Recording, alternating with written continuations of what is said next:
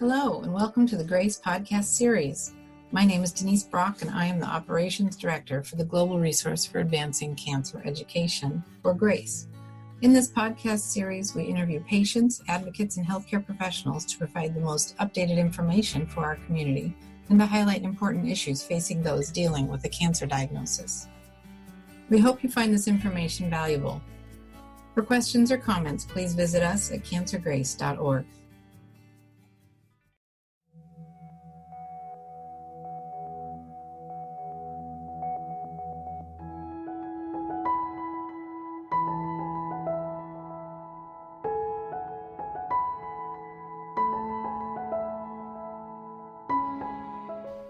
We've long known that patients with advanced or metastatic stage 4 lung cancer have a risk of brain metastases, and it is routine to do a workup at the time of diagnosis that includes looking in the brain with an MRI or, less preferably, a head CT.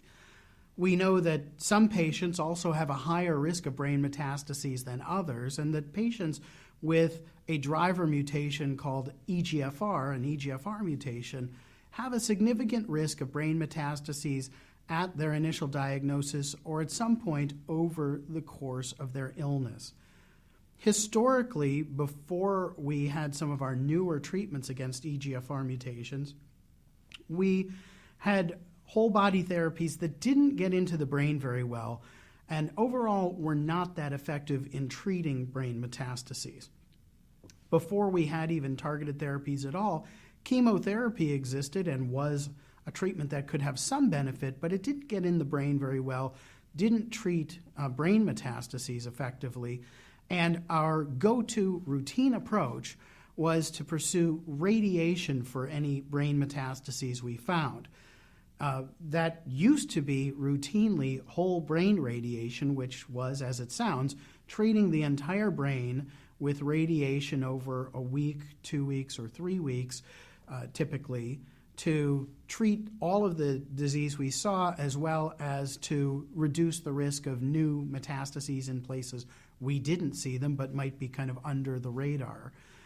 But that approach, we know, has its challenges. It can cause neurocognitive side effects that were not much of a concern when we didn't have effective treatments and patients didn't live more than a few months with these. But over time, as our treatments became more effective and more of our patients were living years, giving whole brain radiation and seeing the side effects that it can cause in terms of cognitive function a year or more down the line became an increasing issue. Now, more recently, we have therapies that directly inhibit EGFR. The first and second generation EGFR inhibitors have been around for 10, 15, even close to 20 years at this point, but these did a better job of controlling the EGFR mutated cancer in the body, could maybe have some activity in the brain, but nothing that we would really bank on. One advance that we'd also seen over the last 10 to 15 years is instead of doing whole brain radiation to treat brain metastases, we're more routinely giving focal radiation called stereotactic radiation just to spot weld a specific area or two.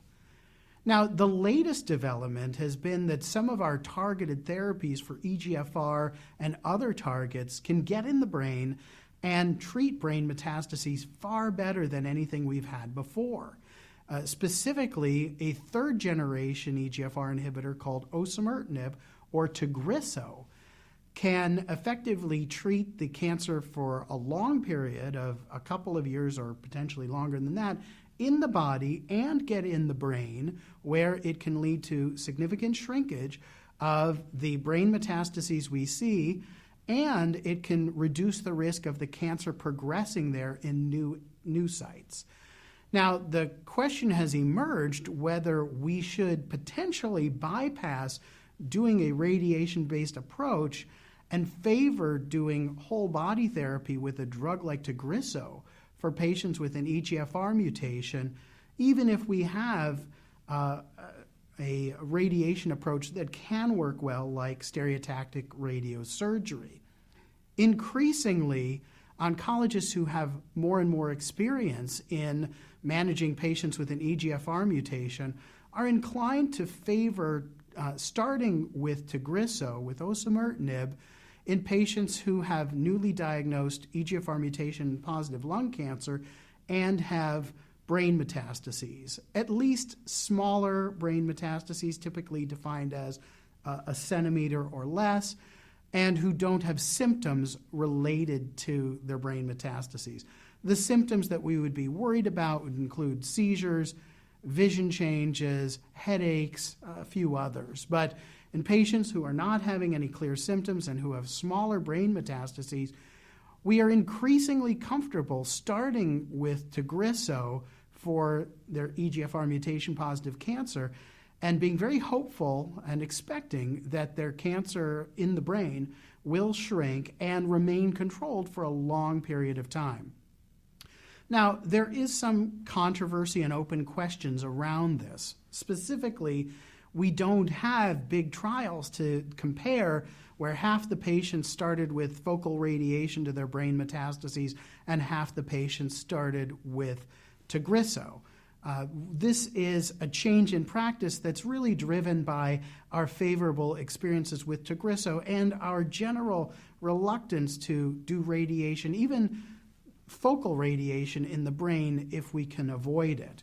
Ideally, we will generate more data in the coming years to clearly tell us that it is very safe and effective to start with Tagrisso for many or most of these patients before doing radiation, but it remains a judgment call whether to start with the radiation or start with Tagrisso. And in patients who don't start with radiation, it's important to keep a close eye on how these patients are doing clinically and also to repeat imaging to check on how these people are responding and whether the shrinkage that we hope will occur is actually happening. It's also important to emphasize that in patients who do have larger cancer metastases in the brain, certainly over a centimeter or a little more than that perhaps, and those with symptomatic metastases, we are much less comfortable with starting with Tagrisso and would be more inclined to favor starting with the reliable approach of radiation to the areas that we've identified on the imaging. However, this is an area that has evolved and will continue to evolve, and we hope we'll have more data.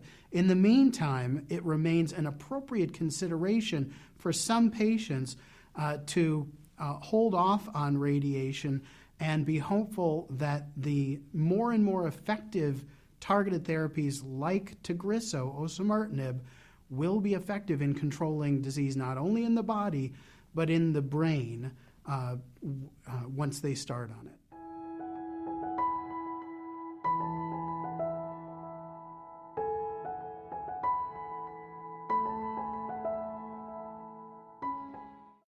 Thank you again for joining us. This podcast was made possible by the generosity of sponsorship from our friends at Lilly, Novartis, Takeda, AstraZeneca, and Exelixis. Please like and follow us on Facebook and Twitter. Send us feedback, share your story, donate and visit us for more information at cancergrace.org.